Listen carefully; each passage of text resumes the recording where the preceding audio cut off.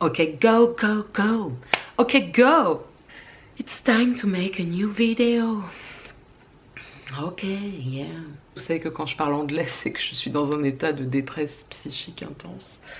Pour ceux qui se demandent où en est cet update du bonheur, eh bien sachez qu'il s'est envolé avec mon cœur. Vous vous demandez sans doute ce que j'ai fait durant ces 3 mois. Du coup, je me suis mis aux travaux manuels. C'est choupinou, non? Ah non. Très mauvaise idée, ne faites pas ça chez vous. Salut à tous et bienvenue dans un nouvel épisode de Psychanalyse-toi la face. Aujourd'hui, on va parler de l'échec. Et alors figurez-vous que y a très peu de choses en ligne sur le sujet. Enfin moi en tout cas, dans ce qui m'intéresse, j'ai ma solution pour vous, si tant est qu'il y en ait une, c'est qu'il faut aller voir un coach en développement personnel. Parce que nous, on n'a pas l'air habilités à traiter de l'échec. Parce qu'on est des winners, ok.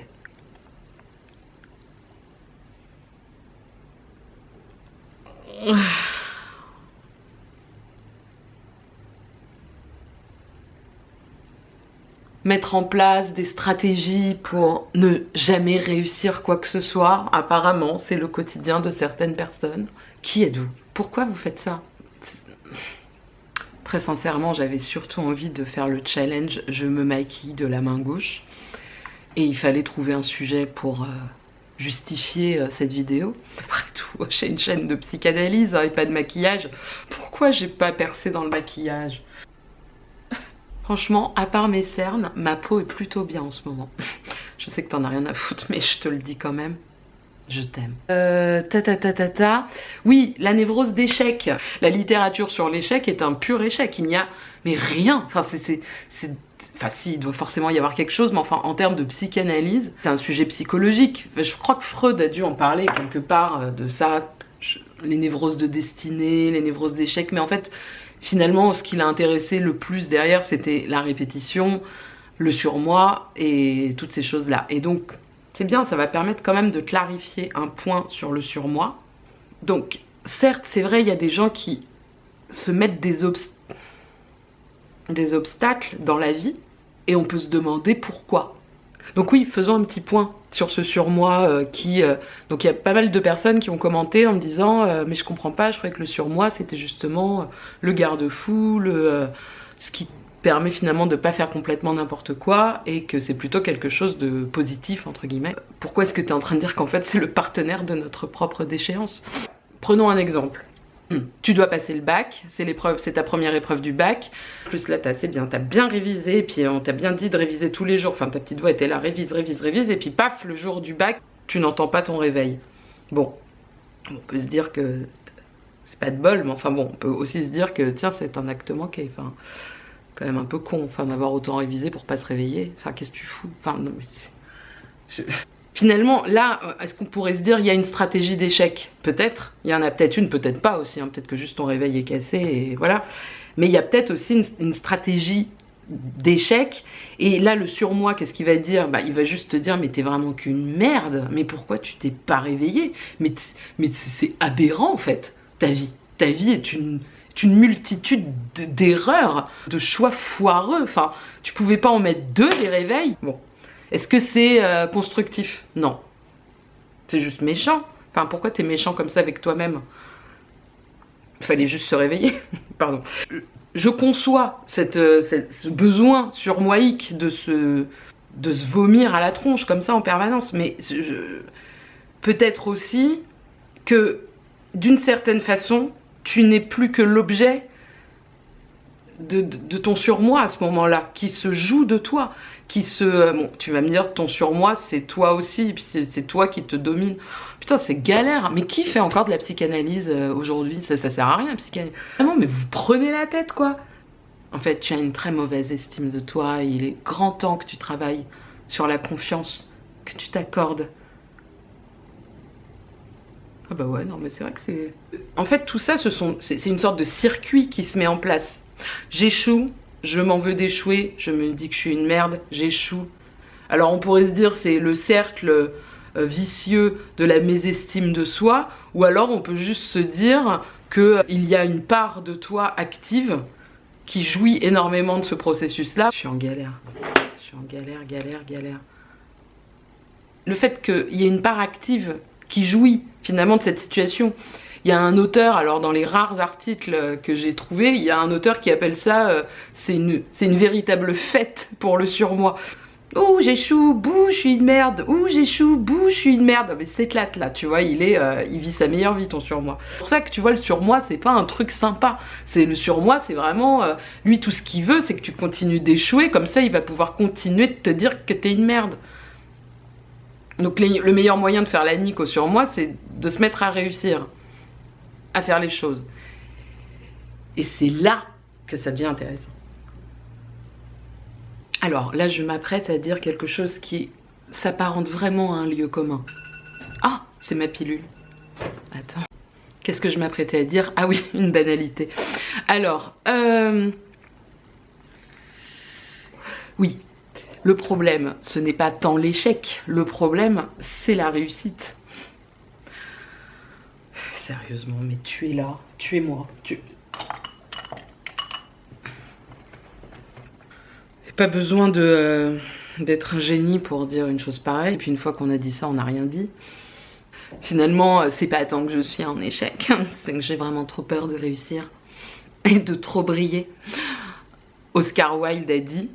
Attends, je te le lis parce que... En ce monde, il n'y a que 2 tragédies.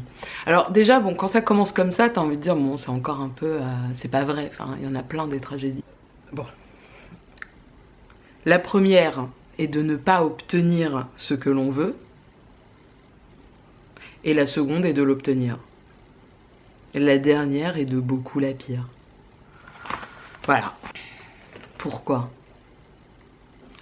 Côté genre bouh, j'ai peur de réussir, bouh. Mais en attendant, ce qui est intéressant, et alors bon là je vais prendre un exemple extrêmement radical, mais vous savez que moi j'aime bien prendre les manifestations de détresse les plus radicales pour essayer d'éclairer quelque chose d'un peu plus banal, lambda, c'est vrai, ça, c'est-à-dire de ne pas se couper de la radicalité de certaines situations sous prétexte qu'elles seraient entièrement du côté de la pathologie et qu'elles ne diraient rien sur quelque chose d'un peu plus normal, entre guillemets, mais j'aime pas trop ce terme, standard, courant, lambda. Donc je vais prendre cet exemple assez extrême qui est qu'on observe chez certaines personnes qui accèdent comme ça en apparence à une position de réussite sociale et qui se suicident.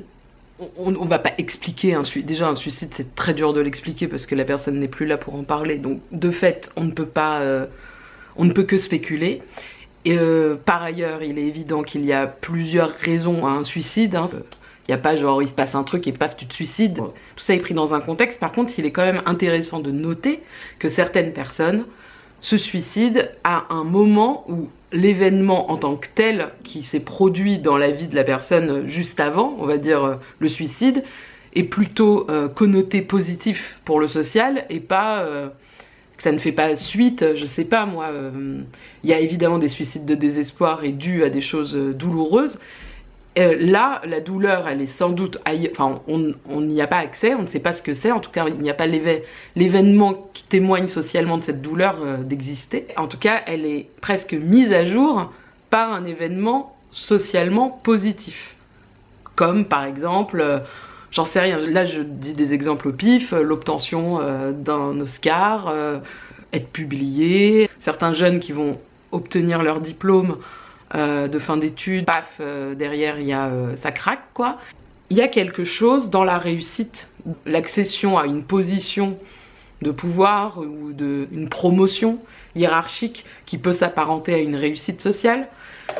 Quelque chose qui pour certains, donc là dans des cas extrêmement, donc encore une fois c'est radical, puisqu'on parle soit de suicide soit de décompensation, qui va en tout cas ne pas trouver secours à l'intérieur du sujet lui-même, ne va pas pouvoir se représenter cette situation là et donc ça va soit générer un délire voire un passage à l'acte grave. Et est-ce que du coup à partir de ces exemples-là, est-ce que dans des cas plus lambda, on peut pas se dire justement que la réussite menace le sujet? C'est-à-dire qu'encore une fois, enfin voilà, moi là je dis ça de façon assez simple, mais c'est un peu ce que j'avais déjà dit dans ma dernière vidéo, il y a quelque chose de profondément confortable à moins se poser de questions quand finalement on est soumis à une sorte d'ordre. Quand on accède à une promotion, une réussite, l'espace d'un instant, ça veut pas dire que ça dure, et évidemment que, mais d'une certaine façon, on a l'illusion de ne plus être soumis à ce moment-là. C'est-à-dire qu'il y a quelque chose, je sais pas, mettons, tu deviens voilà, le grand chef de je sais pas trop quoi, tu peux complètement croire à cette idée que d'un coup tu es le roi, effectivement. Enfin, tu accèdes à quelque chose qui fait que tu te retrouves en haut de la pyramide. Ce qui est... ce qui peut générer énormément d'angoisse, parce que d'un coup tu as l'impression de ne plus manquer de rien. On rappelle que le manque du manque génère énormément d'angoisse, et cette angoisse il faut pouvoir la supporter, et surtout il va falloir pas trop croire que on ne manque plus de rien.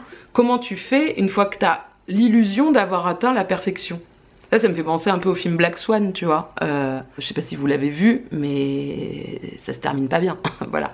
Ça veut quand même dire à un moment, est-ce que je suis bien le sujet de cette réussite? Est-ce que je ne deviens pas complètement une sorte d'objet de jouissance de l'autre? C'est-à-dire où d'un coup, t'es acclamé, t'es au centre, tu deviens finalement... tout rayonne autour de toi et à partir de toi. C'est que tout est en lien, je pense, avec une sorte de leurre, de croyance que d'un coup, il n'y a plus de manque. Alors qu'en fait, le manque est toujours là, que par la disparition du manque, il y a comme une sorte de vacillement identitaire du sujet. Et c'est ça, en fait, qui fait qu'à mon avis, c'est si compliqué à regarder en face, à assumer, à pouvoir se dire... Où la réussite est presque trop idéalisée. Il va falloir remettre sur le tapis l'ouvrage ad vitam aeternam, c'est-à-dire que c'est sans fin, et la fin c'est la mort. Enfin, c'est ça qui te soulage, quoi. Putain, non mais... Restez tous en vie. Voilà, c'est un ordre. Démerdez-vous. Mais tu vois, Lacan a dit que... Alors attention, phrase choc, que le seul acte réussi, selon lui, c'était le suicide. Enfin, tu vois, genre le truc... C'est une phrase à Lacan. C'est à Lacan. Enfin bref, voilà. C'est une phrase qui dit que la réussite, en dehors de finalement celle-là, c'est un leurre. C'est juste il y a des petits moments de grâce dans la vie. Nous ne sommes qu'une petite poussière de rien du tout au milieu de toute cette planète. C'est ça qui nous sauve, c'est ça qui nous soulage de ces impasses narcissiques dans lesquelles on se met parfois. Bon les amis, sinon, j'ai très envie de revenir sur YouTube dans moins de 3 mois. C'est une envie, j'ai envie de le dire du coup. Parce que c'était trop long là, même pour moi c'était trop long. Stop, stop. Donc je m'y engage, comme dirait Emmanuel Macron.